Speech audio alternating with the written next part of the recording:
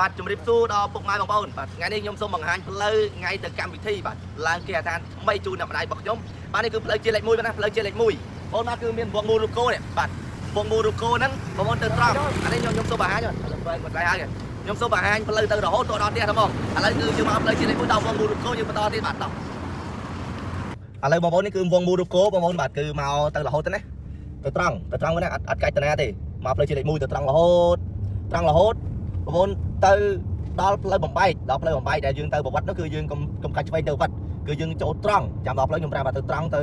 តាមមន្ទីរពេទ្យចូលលបងសាលាវិទ្យាល័យស្វាយរៀងមន្ទីរពេទ្យបង្ហាញខេត្តស្វាយរៀងហ្នឹងយើងទៅត្រង់យំត្រង់រហូតតួតែដល់រង្វង់មូលបាទមួយទៀតបាទយើងកាច់ស្ដាំឥឡូវគឺខ្ញុំនឹងសូមធ្វើការបង្ហាញផ្លូវនេះបាទគឺផ្លូវរហូតខ្ញុំឲ្យថតរហូតតួដល់ផ្ទះហ្មងអត់ឲ្យដាច់ទេកុំឲ្យបងប្អូនថាអូបាក់រកផ្លូវទៅគឺស្រួលទេស្រួលដល់មកនេះឲ្យទៅតាមផ្លូវតាមបាត់វីដេអូនេះបងប្អូនមើលវីដេអូនេះគឺដឹងហើយបាទគឺងាយស្រួលទេហើយខ្ញុំនឹងដាក់ location បាទ location បន្តទៀតនៅក្នុងវីដេអូបាទនៅក្នុងវីដេអូខ្ញុំមុនត្រង់បាទត្រង់បាទដោយសារតែកម្មវិធីនេះបងណាមកដល់សប្បាយហើយធានាមកសប្បាយ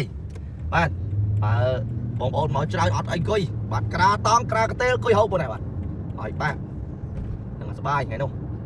ដោយសារតែខ្ញុំចង់ចាំថាមួយឆាកជីវិតរបស់ខ្ញុំលើកទី1ដែលខ្ញុំរៀបចំកម្មវិធីបែបនេះបាទអញ្ចឹងហើយគឺដាក់ឲ្យណាណៃបងត្រូវរួមទៅសោចបាទត្រូវដាក់ឲ្យណាណៃបាទសប្បាយថ្ងៃនោះអស់ចាបងណាបាទឥឡូវយើងចាប់ផ្លូវផ្លូវតាផ្លូវគឺ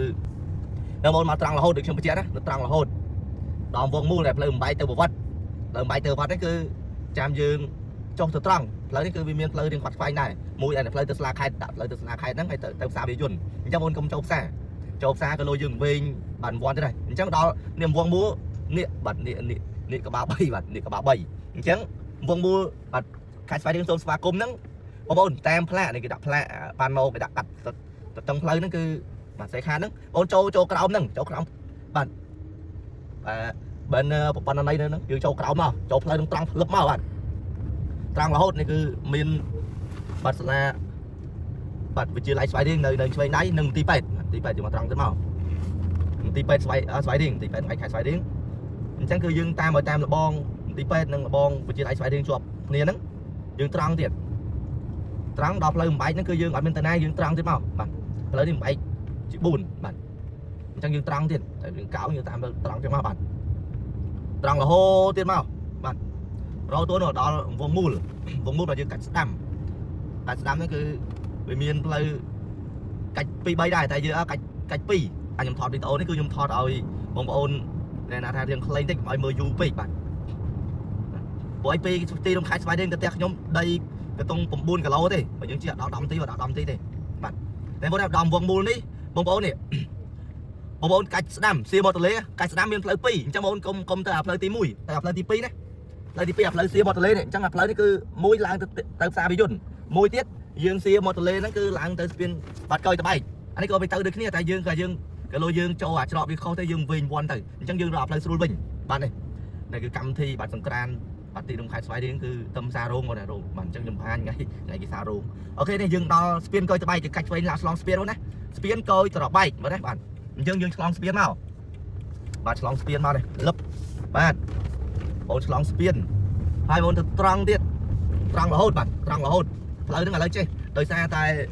វារៀងវែងអញ្ចឹងខ្ញុំប្រាប់បងប្អូនពីស្ពានកយតបែកទៅដល់ផ្លូវដែលត្រូវបំបែកកាច់ឆ្វេងតែ5គីឡូឯងមើលណា5គីឡូអញ្ចឹងបងប្អូនឃើញបកគោលទី5បកគោលទី5បកគោលគីឡូទី5បងប្អូនបាទកាច់ឆ្វេងមកកាច់ឆ្វេងឥឡូវអូខេអញ្ចឹងខ្ញុំបញ្ចប់ប៉ុណ្ណឹងដល់បកគោលទី5ហ្នឹងខ្ញុំនឹងប្រាប់បងប្អូនម្ដងទៀតបាទព្រោះផ្លូវនេះផ្លូវ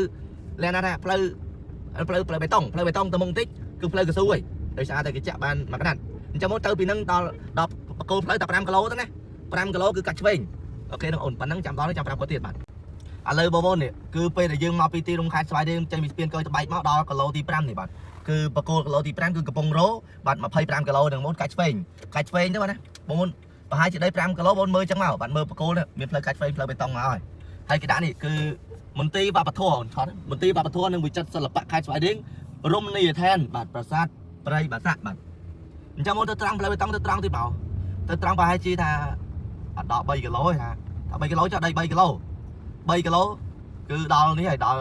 ផ្លូវដែលផ្លូវបំបែកអញ្ចឹងខ្ញុំដល់ខ្ញុំថតទៀតបងណាបាទតែបងមកដល់នេះគឺដល់ផ្លូវបេតុងនេះគឺវាផ្លូវដែលត្រូវកាច់ទៅឆ្វេងផ្លូវបេតុងទៀតទៅប្រាសាទព្រៃបាសាក់មកណាតែយើងអត់ទៅឆ្វេងនេះគឺយើងទៅត្រង់ trắng cứ kêu cả hòm lấy kêu cả hòm á bạn cho lấy kêu cả hòm nâng mau